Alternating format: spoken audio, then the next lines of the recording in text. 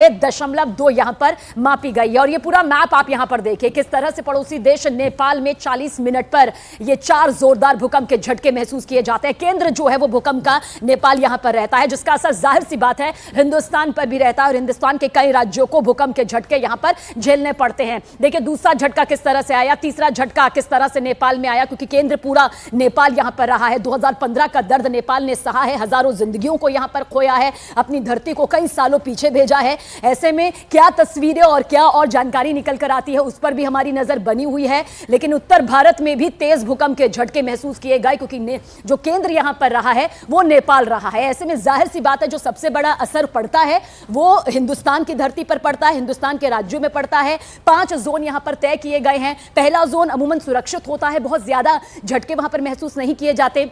दूसरे जोन में कम से कम ये कहा जा सकता है कि जो झटके होते हैं वो भी फिर सह लिया जाता है, ये जो आप नीला रंग यहां पर देख रहे हैं। तीसरा जोन जो होता है वो खतरनाक यहां पर माना जाता है, जो आप यहां पर पीला रंग देख रहे हैं, और जो संतरी रंग आप यहां पर देख रहे हैं वो जोन 4 है, और साथ ही जोन 5 की भी तस्वीर यानी लाल रंग, यानी यहां पर आप देखेंगे ये रंग के हिसाब से इसलिए बांटा गया है ताकि आप इस 5 जोन को यहां पर डिटेल से समझ सके और ये समझ सके कि जब भी भूकंप का केंद्र हमारा कोई आसपास का देश रहता है और उसका असर हिंदुस्तान पर पड़ता है तो ये किस तरह से कई जोन में बंट जाता है। फिलहाल राहत भरी खबर हमारे सहयोगी ये दे रहे थे कि हिंदुस्तान के कुछ राज्यों में जो भूकंप के झटके महसूस किए गए हैं वहां किसी तरह से जान माल की हानि नहीं हुई है, गनीमत ये रही है। लेकिन पड़ोसी देश नेपाल की धरती पर कुछ इमारतों को नुकसान पहुंचा है।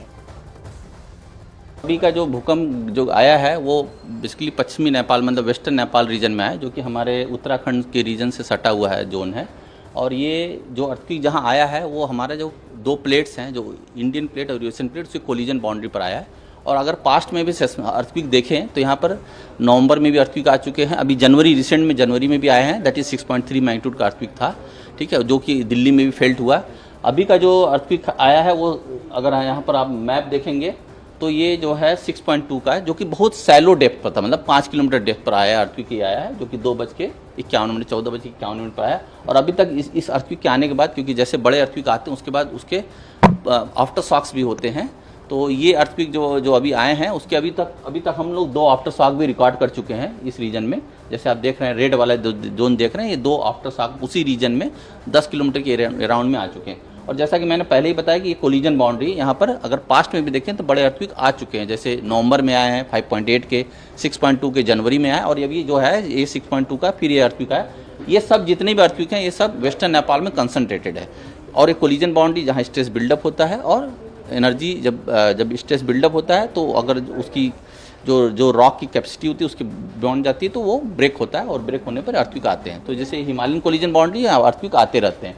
अगर ये अर्थक्वेक देखा जाए तो कहाँ फेल्ट हुआ, अगर इसकी इंटेंसिटी की बात की जाए, अर्थक्वेक की इंटेंसिटी अगर देखा जाए तो 6 था, जो कि हम लोग ने इमीडिएटली अर्थक्वेक जैसे डिसमिनेट किया उसका 6। और दिल्ली में अगर आप देखें तो ये स्लाइटली फेल्ट था, मतलब 3 की मैग्नीट्यूड थी दिल्ली रीजन को जो कवर करता है।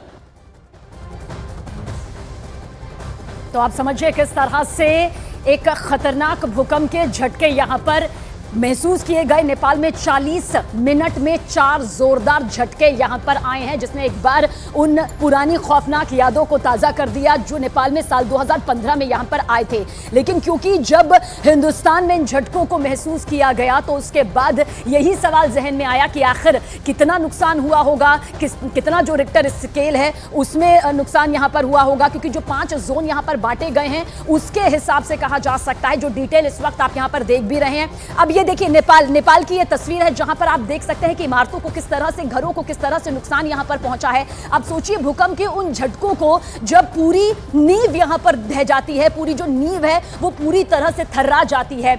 उम्मीद अभी भी यही करेंगे कि किसी तरह के जान का नुकसान यहां पर ना हुआ हो, क्योंकि माल के नुकसान की भरपाई जरूर हो जाती है, लेकिन जिंदगी जब जाती है तो लौटनी नामुमकिन हो जाती है। लोगों का क्या कुछ कहना रहा, किस तरह से वो दहशत में आ गए, वो भी आप सुने।